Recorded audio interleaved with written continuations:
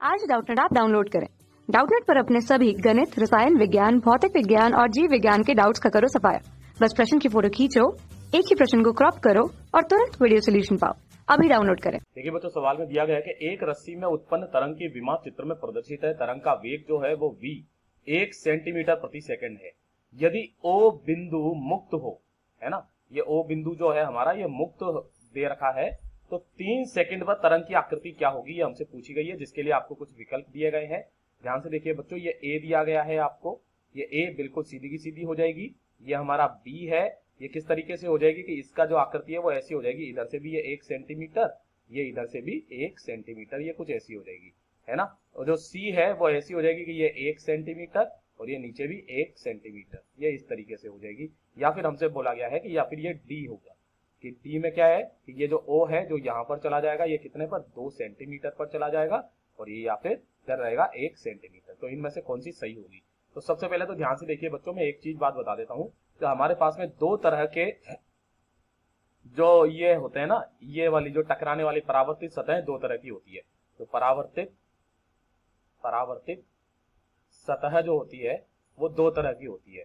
एक तो मुक्त होती है और एक कैसी होती है, बंद। एक तो होती है मुक्त, है ना, और एक होती है बंद, है ना। मुक्त का मतलब क्या है कि जैसे कि किसी भी एक ऐसे करके और इसमें छल्ला फंसा दिया जाए तो ये ऊपर भी जा सकता है नीचे भी जा सकता है, इसको हम लोग मुक्त कहते हैं, है ना। और बंद कैसे, जैसे कि ये कोई रस्सी बंधी हुई है जो कि ये इस तरीके से फिक्स्ड किसी भी एक दृढ़ आधार से बंधी हुई है, तो इसको बंद कहते हैं।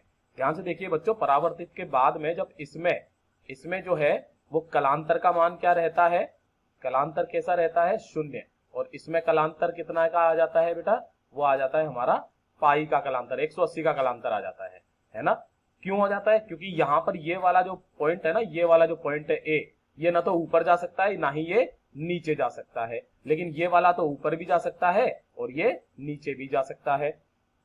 तब ध्यान से देखिए बच्चों, अगर ये हमारी किरण, ये वाली जो हमारी स्पंदन है, ये तरंग है, तरंग मान लीजिए कि इस बिंदु पर है, ये कहां पर, ये ए पर है ना। तो ध्यान से देखिए, इसका जो वेग है वो v 1 सेंटीमीटर प्रति सेकंड है ना। यानी कि ये 3 सेकंड में कहां पर चला जाएगा, देखिए ध्यान से, आपसे 3 सेकंड पर पूछा गया है ना, तो 3 सेकंड पर जो इस ए बिंदु की स्थिति, 3 सेकंड बाद ए बिंदु की स्थिति वो कहां पहुंच जाएगा 3 सेकंड के बाद में।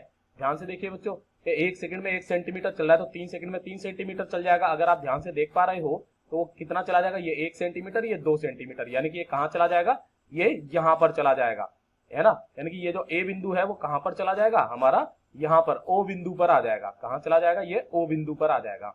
अब दूसरी चीज ये है कि आपसे, यानी कि ये वाला जो है ना, यहाँ पे ये जो आएगा वो कुछ इस तरीके से आ जाएगा कि ये वाला जो बिंदु है वो यहाँ पर, ये जो ए है वो ओ पर पहुंच जाएगा। यानी कि ये वाला तो ग्राफ हमारा गलत हो गया, है ना। हाँ, ये वाला ग्राफ हमारा सही हो सकता है। और दूसरा, क्योंकि ये हमारा कैसा है बेटा, हमारा इसको मुक्त, ये कैसा है, परावर्तित सतह जो है वो मुक्त है। ये कैसी है, मुक्त है। मुक्त है तो हमारा कलांतर का मान चेंज नहीं होगा, यानी कि ये जो ऊपर की तरफ है तो ये हमेशा ऊपर की तरफ ही रहेगी। तो ध्यान से देखिए, ये वाला जो सी है हमारा वो भी हमारा गलत हो जाएगा। तो हमारा बी और डी एकदम सही हो सकता है, लेकिन यहाँ पर ध्यान से देखिए, इसके हमारे आयाम के ऊपर निर्भर कर रहा है कि इस पर 1 सेंटीमीटर है और इस पर 2 सेंटीमीटर है, बाकी ये 1 सेंटीमीटर ऐसा का ऐसा ही रहेगा। तो ध्यान से देखिए बच्चों, यहाँ पर जो जवाब आएगा वो ये है कि जब ये वाला हिस्सा यहाँ पर पहुंचता है, कहां पर, इस ओ पर, है ना, तब जो आयाम आ जाता है वो कितना चला जाता है, ये इसका जो आयाम है वो इतना चला जाता है, ठीक है, यानी कि 1 सेंटीमीटर, ये 1 सेंटीमीटर चला जाता है। लेकिन जैसे ही ये वाला भी हिस्सा यहां तक पहुंचता है तो जो इसका आयाम है वो आयाम कैसा हो जाता है बेटा, डबल हो जाता है। और ये वाला हमारा मुक्त जो कलांतर होता है ना, इसमें जो आयाम होता है वो कैसा हो जाता है, वो पहले का 2 गुना हो जाता है ना। यानी कि 3 सेकंड बाद बिंदु की स्थिति कहां पर होगी, ऊपर होगी, क्योंकि वो कितनी मीटर दूरी तय कर चुका होगा, वो x बराबर 3 मीटर दूरी तय कर चुका होगा। यानी कि 3 इंटू x बराबर कितना रहता है, 3 इंटू a, है ना, t इंटू v लिखते हैं ना हम लोग। तो x बराबर वो कितना चला जाएगा, 3 सेंटीमीटर चला जाएगा, यानी कि वो कहां पर चला जाएगा, ओ पर। और ओ पर जो उसकी स्थिति होगी वो, उसको देखिए ध्यान से, मैं एक बार बना देता हूँ, वो कुछ इस तरीके से होगी। यहाँ से ये ऐसे करके है ना, यहाँ से फिर वो कैसे करके जाएगा, ऊपर की तरफ में जाएगा। तो ध्यान से देखिए, वो ऊपर की तरफ में ये वाला जो, ये तो कैसा है हमारा, ये तो हमारा मुक्त है ना, तो ये 2 तक ऊपर जाता है, सॉरी सॉरी, ध्यान से देखिए बच्चों, ये कहाँ तक ऊपर जाता है, ये हमारा जाता है 2 तक ऊपर। चलिए 2 तक ऊपर कर देते हैं इसको, ये कुछ 2 तक ऊपर ये ऐसे करके जाता है, ठीक है।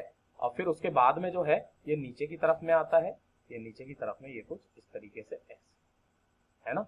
तो ध्यान से देखिए, ये वाला जो आ जाएगा हमारा, ये हो जाएगा 2 सेंटीमीटर, ये हो जाएगा हमारा 1 सेंटीमीटर, और जो O बिंदु है वो कहाँ पर पहुंच चुका है, वो यहाँ पर पहुंच चुका है, ये है हमारा O बिंदु, है ना। तो जो हमारा सही जवाब हो जाएगा बच्चों, वो कौन सा हो जाएगा हमारा, कक्षा 6 से 12वीं से लेकर नीट, IIT, JEE वो एडवांस के लेवल तक 1 करोड़ से ज्यादा छात्रों का भरोसा। आज ही डाउनलोड करें डाउटनेट ऐप या व्हाट्सएप करें अपने सारे डाउट्स 8400 400 400 पर।